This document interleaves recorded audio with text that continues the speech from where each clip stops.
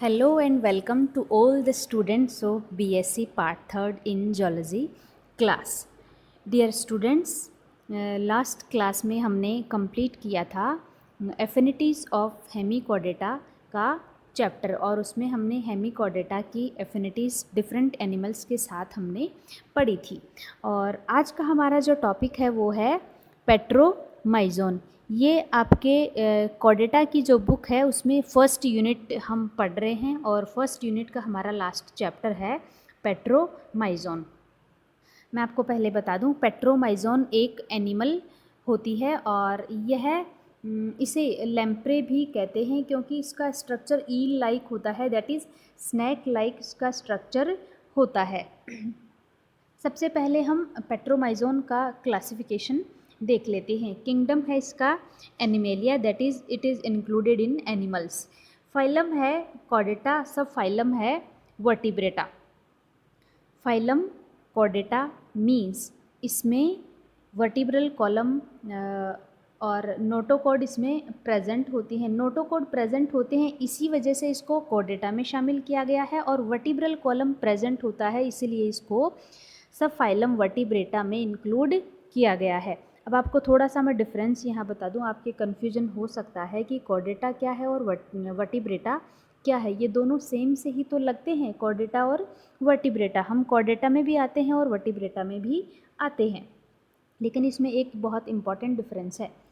Chordata में notochord present होती है, मीन्स एक रॉड लाइक स्ट्रक्चर प्रेजेंट होती है। जिन एनिमल्स में यह प्रेजेंट होती है उन सभी एनिमल्स को इंक्लूड किया गया है कॉर्डेटा में।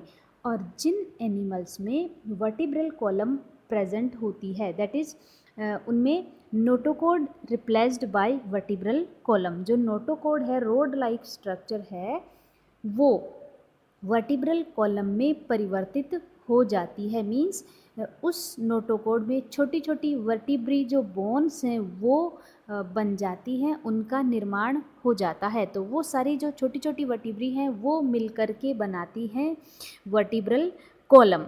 और जिन एनिमल्स में नोटोकॉड है वो वर्टिब्रल कॉलम में रिप्लेस हो जाता है, उन एनिमल्स को हम सब फाइलम वर्टिब्रेटा में शामिल करते हैं। जबकि जिन एनिमल्स में यह वर्टिब्रल कॉलम प्रेजेंट ना हो करके केवल नोटोकॉड प्रेजेंट होता है, उनको हम कॉर्डेटा में रखते हैं। जैसा कि हमने पहले पढ़ा था, प्रोटोकॉडेट्स हम पहले पढ़ चुके हैं, दैट इज़ एम्फियोक्सस हमने पढ़ा था, हर्डवानिया हमने पढ़ा था। तो ये जो एनिमल्स हैं वो प्रोटोकॉडेट्स में आते हैं क्योंकि उनमें वर्टिब्रल कॉलम प्रेजेंट ना हो करके केवल उनमें नोटोकॉड प्रेजेंट होती है, और वो भी लाइफ की किसी ना किसी स्टेज में प्रेजेंट होती है। तो उन एनिमल्स को हम रखते हैं प्रोटोकॉडेट्स में, और जिनमें वर्टिब्रल कॉलम प्रेजेंट होता है उनको हम रखते हैं वर्टिब्रेटा में। तो जैसे मैं एग्जांपल लूँ अपना ही, ह्यूमन बींग्स जो हैं वो सब फाइलम वर्टिब्रेटा में आते हैं क्योंकि हमारी जो बैकबोन है उसमें बहुत सारी वर्टिब्री मिलकर के बनाती हैं हमारी बैकबोन को, दैट इज़ हमारी वर्टिब्रल कॉलम बनाती हैं। सब फाइलम के नेक्स्ट हम देखें, क्लास है इसकी साइक्लोस्टोमेटा। साइक्लोस्टोमेटा में या साइक्लोस्टोमेटा में क्या होता है, साइक्लो मीन्स राउंड शेप का, सर्कुलर शेप का। तो इसका जो माउथ है वो सर्कुलर होता है, इसलिए इसको शामिल किया गया है साइक्लोस्टोमे में। फिर है इसका ऑर्डर, ये पेट्रोमाइजोनचिया है, फैमिली पेट्रोमाइजोनटिडी है, जीनस है पेट्रोमाइजोन, और स्पीशीज इसकी है मेराइनस, मीन्स ये मेराइन एनवायरनमेंट में रहती है। फिर एक और मैं आपको इसके बारे में, इसकी क्लास के बारे में एक और इम्पॉर्टेंट पॉइंट है।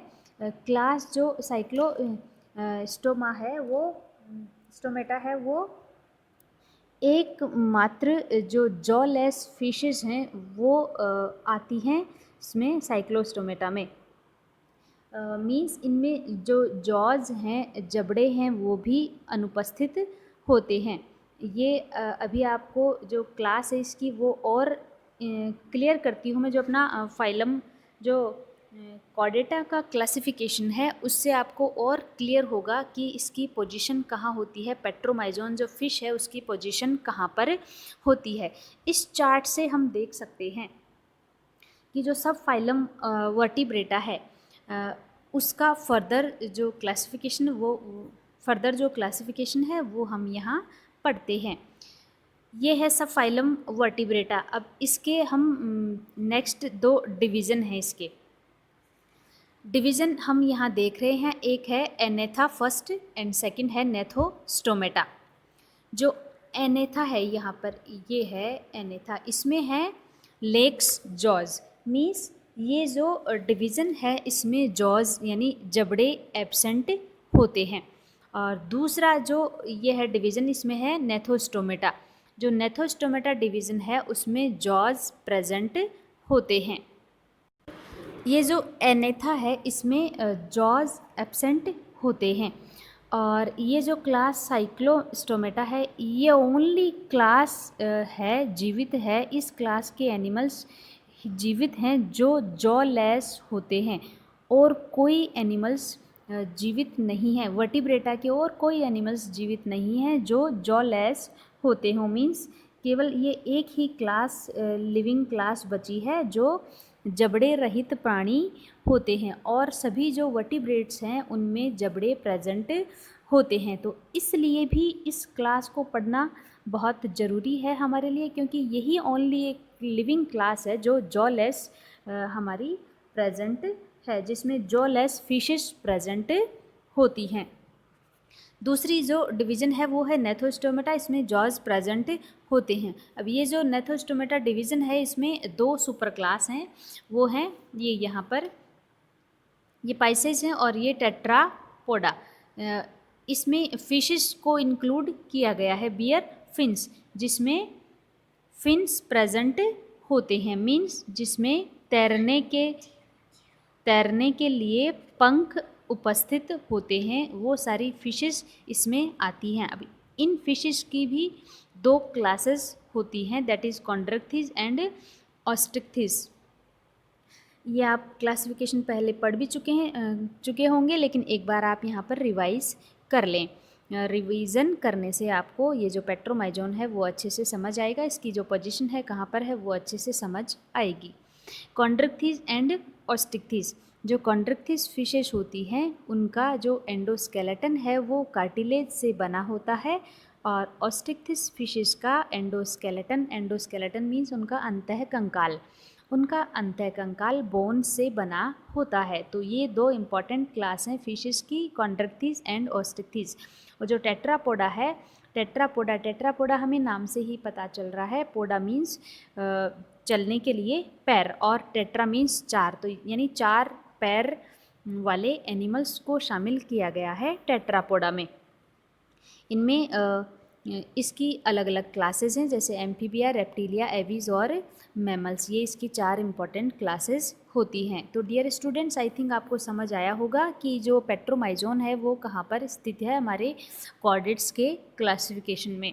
तो ये ओनली लिविंग जॉलेस फिश है जो जीवित है। नेक्स्ट हम देखते हैं इसका स्ट्रक्चर ऑफ पेट्रोमाइजोन। ये है इसका स्ट्रक्चर।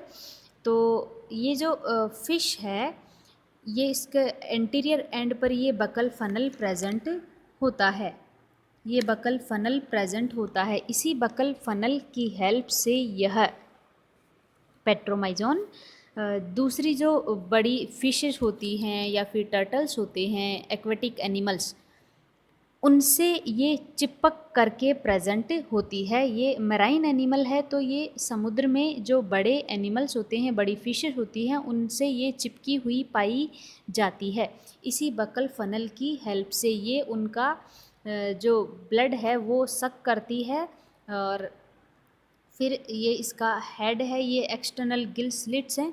एक और इम्पॉर्टेंट पॉइंट है इसका एक्सटर्नल गिल स्लिट्स के बारे में कि पेट्रोमाइजोन में 7 pairs of gill slits present होते हैं, और ये इसका इम्पॉर्टेंट फीचर होता है। ये नॉस्ट्रिल है, आइज़ है, और ये इसके फिन्स, हम इसके फिन्स देख लेते हैं।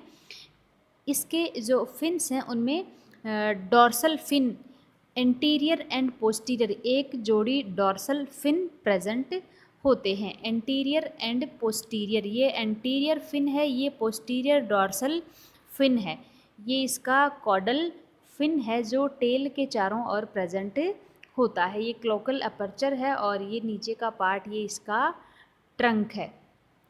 तो आप देख रहे हैं स्टूडेंट्स, ये जो फ़िश है पेट्रोमाइजोन, ये आपको स्नैक की तरह दिखाई दे रही है। स्नैक लाइक इसका स्ट्रक्चर होता है। फिर नेक्स्ट हम देखते हैं डियर स्टूडेंट्स, इसका हैबिट एंड हैबिटेट्स मीन्स ये कहाँ रहती है। तो मैंने आपको पहले भी बताया ये एक मैराइन एनिमल होती है, मीन्स ये समुद्र में रहती है। पेट्रोमाइजोन मैंने आपको पहले भी बताया समुद्री एनिमल ये होता है और दूसरी फिशेस के ऊपर ये चिपका हुआ पाया जाता है with the help of buccal funnel. अब ये है इसकी पेट्रोमाइजोन की दो स्टेजेस होती हैं, that is adult stage and larval stage. Adult stage में यह समुद्र में रह करके ये कार्निवोरस होता है और दूसरी फिशेस मैंने आपको पहले भी बताया ये दूसरी फिशेस के ऊपर चिपका हुआ पाया जाता है और दूसरी फिशेस से ही ये अपना भोजन ग्रहण करता है, दैट इज़ कार्निवोरस, मांस खाने वाला एनिमल। दूसरी स्टेज है इसकी लार्वल स्टेज। पेट्रोमाइजोन के लार्वा को हम एमोसिट लार्वा कहते हैं जो फ्रेश वाटर में प्रेजेंट होता है। ये भी एक इम्पॉर्टेंट पॉइंट है क्योंकि पेट्रोमाइजोन खुद मेराइन वाटर में पाई जाती है लेकिन इसका जो लार्वा है वो फ्रेश वाटर में प्रेजेंट होता है। और कैसे? क्योंकि पेट्रोमाइजोन माइग्रेट करती है, जब इसका रिप्रोडक्टिव फेज होता है तो ये फ्रेश वाटर में माइग्रेट करती है और वहीं पर ये लार्वा उत्पन्न होता है। और ये जो इसका लार्वा है वो ब्रैंकियोस्टोमेटा से या ब्रैंकियोस्टोमा से ये क्लोजली रिजेंबल होता है, ब्रैंकियोस्टोमा से ये समानता रखता है और ब्रैंकियोस्टोमा हम पहले ही पढ़ चुके हैं। तो डियर स्टूडेंट्स, आई थिंक आज के लिए ये काफ़ी है, इसको आप अच्छे से पढ़ें और अगर आप नोट्स बनाना चाहते हैं तो आप वीडियो को देख करके आप अपने पर्सनल नोट्स बनाएं। Thank you.